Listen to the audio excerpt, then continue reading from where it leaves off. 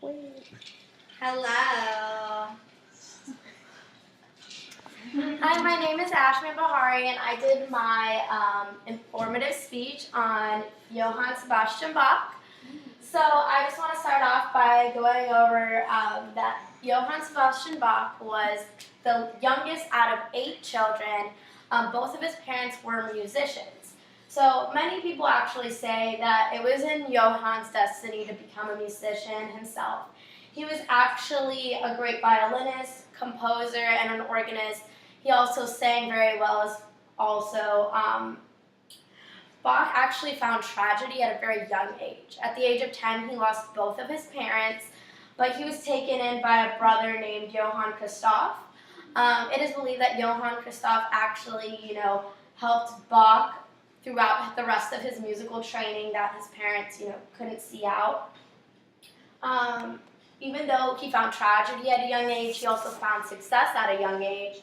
At the age of 15, Bach was already rather intelligent. He started his career at as a position in the choir of St. Michael's Church. He attended the Lyceum University until about the year 1700. And he was actually a pretty bright student. He studied there reading, writing, arithmetic, science, history, and religion, and he finished 4th in his class. So he did pretty well there. His position at the St. Michael's Choir was one of the first positions he obtained throughout his life as a musician.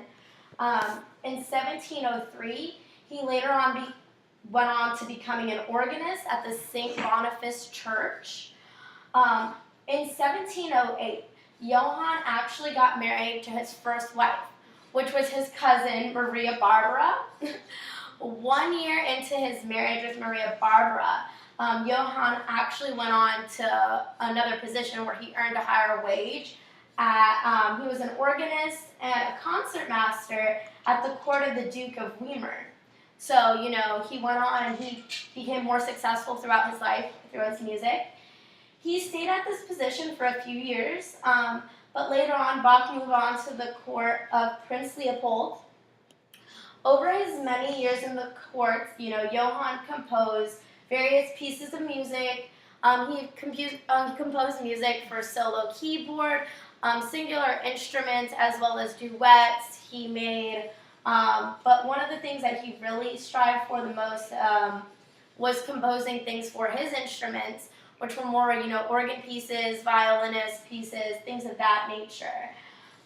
He also composed for orchestras as well, so he was very diverse in the different types of music that he composed. In 1720, Johann Sebastian's wife Maria had actually passed away, leaving him with 7 children. Bach decided to marry again 1 year later. He actually married the town's trumpeter's daughter, who was Anna Magdalena. Anna Magdalena and him had about 13 children together. Out of his total of 20 children, only 10 of them survived. The other 10 died at infancy, which was pretty common around those times, but still a pretty big tragedy. Out of the 10 offspring that survived, actually 4 of them became musical composers. So they definitely followed in the footsteps of their family. Now, after his marriage with his second wife, Anna Magdalena, had ended, Johann moved on to work at St. Thomas's Church.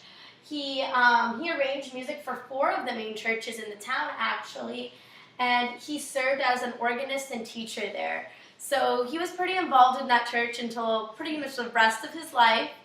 He was actually buried at that church once he had passed away. Now, because Johann Sebastian was a devout Lutheran, he worked in very many churches. A lot of the music that he produced or composed was for the church. It was all religious or sacred works. He wrote 3 masses, 3 oratories, 4 settings of the Passion Story, and much more. Obviously, you can't list it all. Bach also wrote a great number of music for his chosen instrument, the organ. In 1749, towards the end of his life, Johann actually started to lose his eyesight. Eyesight's very important for people who play music. So he actually had a traveling surgeon perform an operation on his eyes so that he could see again. Unfortunately, instead of repairing his eyesight, he lost it completely. Even though he was blind, Johann still continued to write music, to compose music through his students and through the people that he taught. He continued on with music until he lost his life in 1750 from a stroke. 1750 from a stroke. And like I said, he was buried at the St. Thomas's Church. And that concludes my presentation on Johann Sebastian Bach. Thank you.